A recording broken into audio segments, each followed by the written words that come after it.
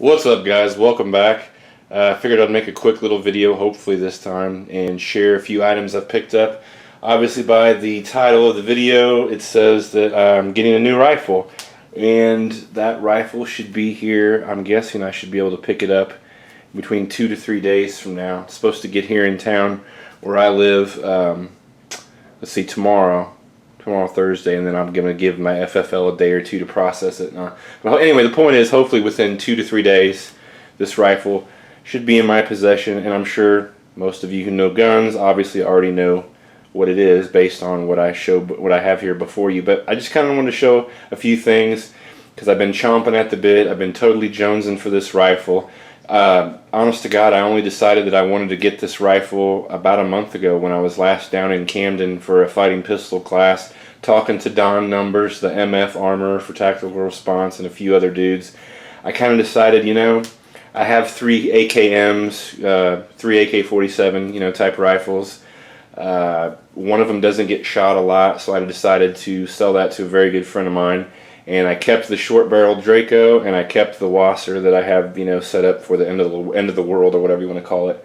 But I got rid of the NPAP, got rid of the Yugo, well, technically Serbian, and honestly, it was in really good shape. Had a lot fewer miles on it and rounds shot through it than the other ones. Anyway, flash forward to now, I used that money, and I ordered me an AK-74, as like I said, most of you guys probably would guess, based on the beautiful, awesome spam cam of 1,080 rounds of 7.6, the poison bullet, one of the coolest rounds that I've ever shot. One of the most interesting, has interesting history behind it.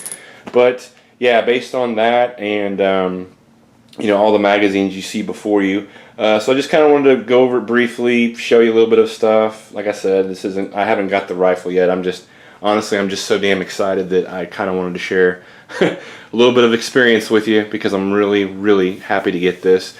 I've never owned an AK-74 before. I was always happy. I've always loved, AKMs, the 7.62, AK-47. I love the round. I love, the punch it gives, especially when you're, pounding steel plates. I love the fact that it can shoot through trees, the radius, the diameter, whatever, the circumference of a beach ball. It is always kind of neat to me. But like I said, I had 3 of them. One of them wasn't getting shot. One of them wasn't getting shot very often. So I decided, you know what, hell with it. Before November, I better get what I want. So anyway, I ordered it. I'm not going to talk about what it is or who the manufacturer is. I'll show that whenever the rifle gets here. But I just kind of wanted to show a few things I picked up. Obviously, I already talked about the spam cam at 7.6. I'm loading my mags. Over here, I picked up. These are, I guess, technically Bulgarian mags, but they're not the good kind. They're not the ones that have the steel locking lugs front and rear, but they do have the metal reinforced feed lips. Now, these are Bulgarian, like I said, but these are the commercial mags, and I'm sure that some people talk a lot of shit about these, but all I can say is I have 2 of these Bulgarian magazines for my AK-47s, obviously in the 7.62 configuration, and I have taken those 2 polymer mags through 2 through 2 rifle classes, and they have the piss beat out of them. They're scratched up, but honest to God, they are no worse for the wear on the front or the rear. And obviously, like I said before, they are metal reinforced under here. So, are these the mags that you want to take to Somalia or Afghanistan? Hell no. But will they work for you if you just want to plink or go to the range or take training classes? Absolutely. Obviously, I'm not speaking for these since I haven't been able to run these, but the ones that for 7.62. So these are good to go. These are like anywhere from 10 to 15. So for some reason, these black ones, I picked up 5 of them. I think they were a couple of dollars more than these brown ones. These brown ones are only like $9, which I don't understand. Same exact mag. They're same, Bulgarian commercial origin of manufacturer, but I don't know why these are like $3 or $4 cheaper. But anyway, so I picked up 5 black ones, and I picked up 4 of the brown ones. And the reason why I bought so many, well, I like to have a lot of mags for my guns anyway, but more importantly, I wasn't sure I was going to be able to pick any real good quality magazines like the the Bulgarian Circle 10, Circle 21. I think there's also Circle 25. You guys can correct me. I'm not sure about that. I don't know much about AK-74 paraphernalia. But anyway, and just as I expected, that stuff's hard to find, and the Bakelite stuff. And if you do find it, it's super expensive, and I just don't really feel like dropping 50 bucks per mag. However, it's good to have friends, and it's good to know people who have friends. So probably one of the coolest things that I scored for this AK-74 are 4 of these unissued, new, old stock Russian Tula Plum magazines.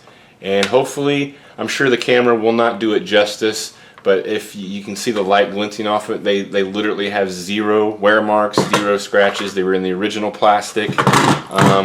Hopefully you can make it out here.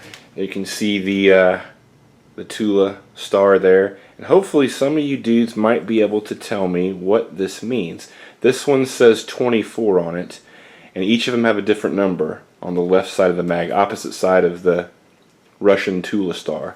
One says 24, one says 30. Let's see, one of them says 12, I believe. Yeah, that one says 12, and this one says 27. So I'm hoping some of you AK aficionados, especially with the AK-74, can tell me what the hell that is. Anyway, the point is, I always thought these Plum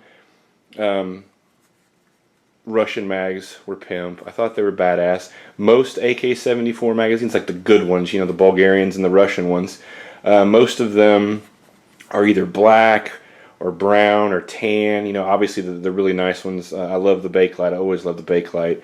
And I think there were some green ones, but I don't know. For some reason, I always like these plum ones. And I'm sure my shitty camera is not going to pick this up. But one thing I like about it is when you look at these outside underneath the sunlight, they literally have the color and the texture look of a piece of fruit, of a plum. They're just badass. I love them. So I was able to pick up and score 4 of these. And before I'm said and done, I'm going to pick up 3 more, and I'm going to end up tapping this guy out. So, like I said, from what I know, these probably are around, oh hell, 40 to 50 bucks a piece normally, these magazines. Oh yeah, and also just wanted to talk a little bit about it. They are steel reinforced rear locking lug and the front locking lug, and also the steel reinforced lips. So these are the ones, yeah, if you have to go to hell and back, these are the ones you want to take with you.